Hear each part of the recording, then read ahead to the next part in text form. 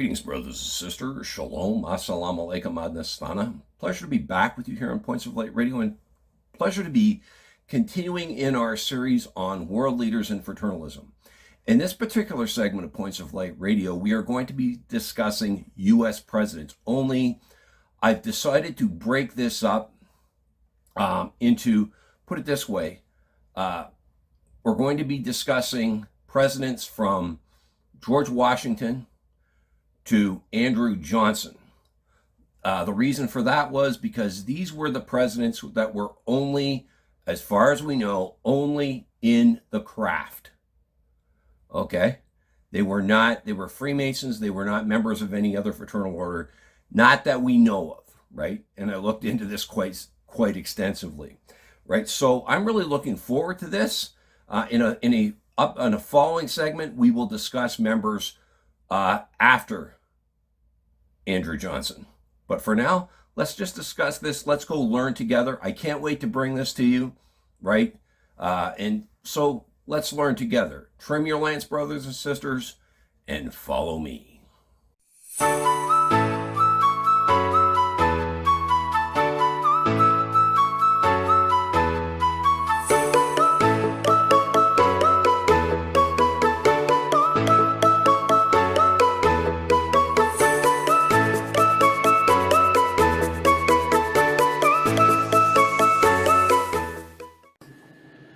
The first president of the United States, George Washington, he was president from 1789 to 1797. Prior to being president, he was initiated on November 4th, 1752, in Fredericksburg Lodge number 4 in Fredericksburg, Virginia. He was 20 years old. He was elected the worshipful master of the said lodge in 1788. He actively supported Freemasonry and said it was founded on benevolence and was to be exercised for the good of all mankind. After his death, he was buried with full Masonic rites in 1799. Members of his lodge, the brothers from his lodge, conducted traditional Masonic funeral rites at his burial. His accomplishments while in office were the establishment of the tradition of gathering top advisors to run the executive departments. As president, he chose a simple Republican title to avoid any regal connotations, with, he didn't want to be known as king or any type of royalty. He also set the precedent of having a regular State of the Union address yearly. Right? But a big thing that George Washington did as president, probably one of the most important things, was he kind of set that precedent of the 2-term limit. He stepped down voluntarily after 2 terms. And that kind of set the standard for a peaceful transfer of power, okay, that would last until the 22nd Amendment.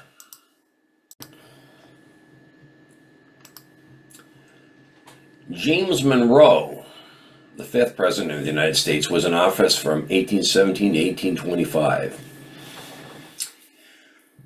He was initiated into the craft on November 9th, 1775 in Williamsburg Lodge number 6 in Williamsburg, Virginia. He was only 17 at the time. And he was also studying at that time at the College of William and Mary. Now, things that President Monroe was known for. First of all, it's the Monroe Doctrine of 1823. He declared the Americas off limits to further European expansion or colonization. He's also responsible for the Adams-Onassis Treaty of 1819. He negotiated the acquisition of Florida from Spain and defined the western boundary with the Louisiana Purchase. He oversaw the admission of 5 new states into the Union: Mississippi, Illinois, Alabama, Maine, and Missouri. He also secured the Rush-Bagot Treaty of 1817, which demilitarized the Great Lakes and the Treaty of 1918, which fixed the United States-Canada border at the 49th parallel. He also supported national infrastructure growth and saw the early development of crucial waterways like the Erie Canal. Andrew Jackson was the 7th President of the United States. He was in office from 1829 to 1837. And he was a member of the St. Tammany, or later Harmony Lodge No. 1 in Nashville, Tennessee. He was elected the Grand Master of Tennessee in 1822 and served until October 4th of 1824. Some of the things he did while in office was the paying off of the national debt. He exercised strict fiscal restraint and vetoed numerous infrastructure bills. And for a while, the U.S., believe it or not, was entirely free of the national debt in 1835. James Polk was the 11th President of the United States, in office from 1845 till 1849. He was initiated in 1820 into the Columbia Lodge, number 31, Columbia, Tennessee, 20 years old when he was initiated. And he was exalted as a Royal Archmason in 1825 at the Lafayette Chapter number 4 in Columbia, Tennessee. Some notable achievements while he was in office were Polk participated in public, first of all, it came to the craft, public Masonic ritual in 1847. He helped lay the cornerstone for the Smithsonian Institute building in Washington, D.C. Polk also increased the size of the United States by over a third. He acquired more than 1 million square miles of land. He negotiated the 1846 Oregon Treaty with Great Britain, successfully dividing the Pacific Northwest along the 49th parallel and secured U.S. claims to the region without going to war. He also passed legislation in 1846 that removed federal funds from private or state banks and placed them in a newly established independent treasury.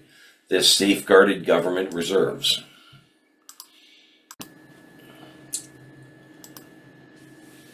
James Buchanan was the 15th President of the United States. He was in office from 1857 to 1861. Prior to being in office, he was initiated into the craft on December 11th, 1816. He was 25 years old, and he joined the Lodge number 43 in Lancaster, Pennsylvania. He was appointed the District Deputy Grand Master for the counties of Lancaster, Lebanon, and New York in 1824. While in office, he negotiated the Treaty of Tientsin with China, allowing U.S. diplomats to reside in Beijing. He also lowered tariffs and ensured religious freedom for foreigners. He also convinced Great Britain to return the Bay Islands and the Mosquito Coast to Honduras and Nicaragua, and improved Central American relations. Andrew Johnson, the 17th President of the United States, was in office from 1865 to 1869.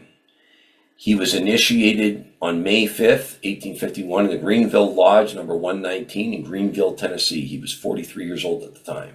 He was also a York Rite Templar, right? He became a Royal Archmason in 1851 and later joined the National York Rite Commandery of Knights Templar number 1 in 1859. He was also a member of the Scottish Rite. In June of 1867, Johnson became the first president to undergo a Masonic initiation directly at the White House, receiving his Scottish Rite degrees. One of his achievements while in office was he signed and ratified the treaty with Russia to purchase Alaska for $7.2 million. Think about this. A massive expansion, often referred to at the time as Seward's Folly. Go figure. So let's talk about what we've learned here. As I said in my previous remarks, one of the best things George Washington did was to step down as president after serving 2 terms. Right? Perhaps that's something you've heard me say this before, perhaps that's something he learned in the craft, right?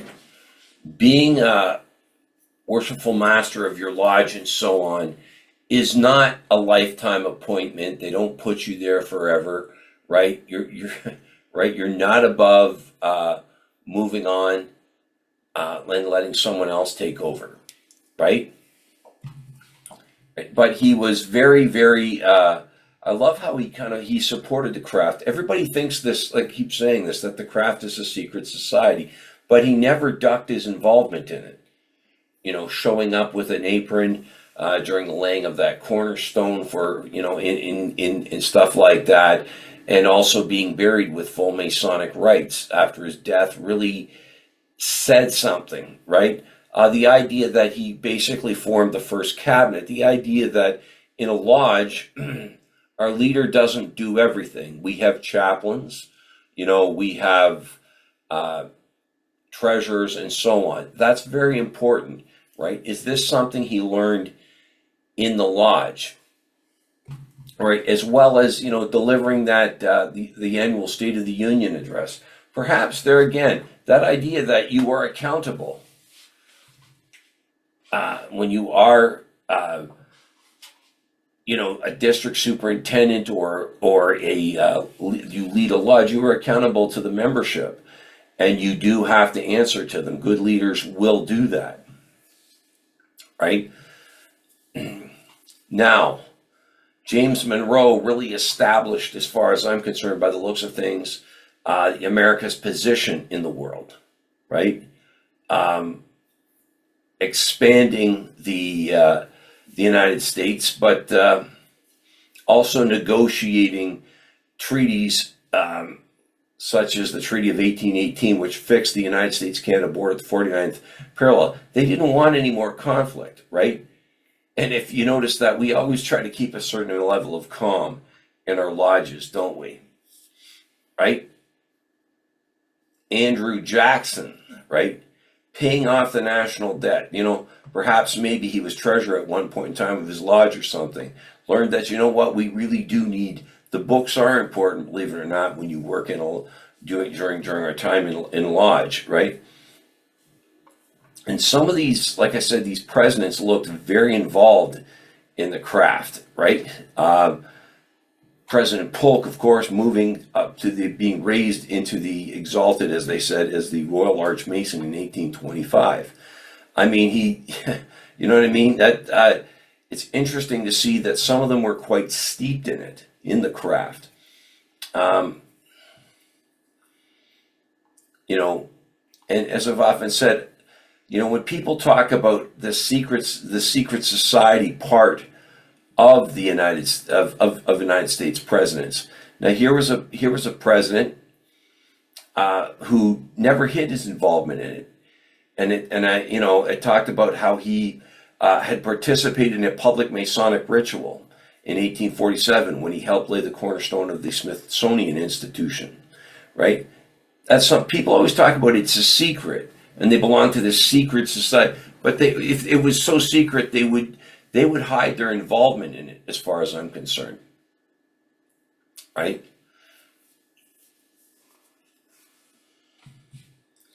Right, James Buchanan, right?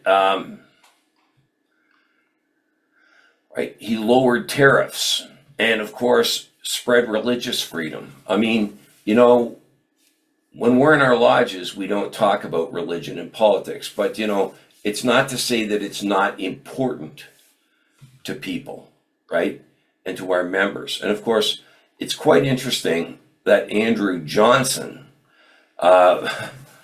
was, York Rite, and of course, a Templar. I find that very interesting.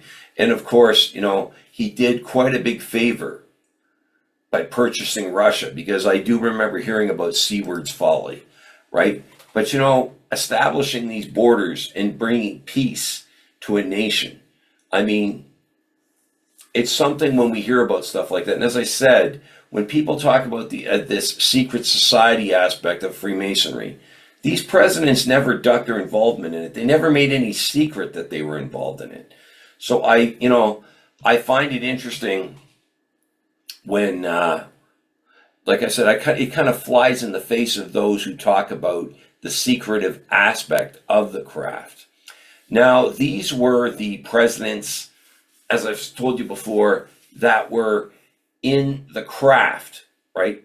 After this, it becomes rather interesting. It's one of the reasons why I kind of split our study here up into two different segments of the United States presidency, because I wanted you to, now that the part two of this that I will bring you later this year will have, we will feature the presidents who were members not only of the craft, but also other organizations outside of the craft. But I hope you've enjoyed this, and I hope if we've learned anything, that when it comes to,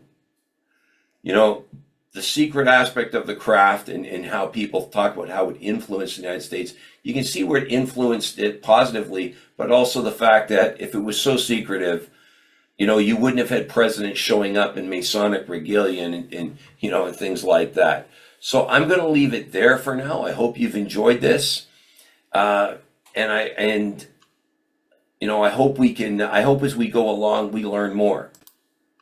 As always, before I go, I want to remind you that this podcast is available on both YouTube and Spreaker. Please share, like, and subscribe when viewing Points of Light Radio on YouTube. I also welcome your comments and input. I also hope you notice the PayPal link in the details section of this segment. You can hit on that, make a voluntary donation of Points of Light Radio. We will use that to move the podcast forward. Everything you see here, as I always remind you, is not sponsor driven. You can follow Points of Light Radio on my Facebook page at facebook.com/Points of Light Radio. My X handle is at PO Light Radio. My Bluesky handle is at POLightradio.bsky.social. You can see the link to my Spotify channel, as well as my Points of Light Radio store. Brothers and sisters, it's been a pleasure fellowshipping with you and learning along with you today. Until we meet again, just step into the light.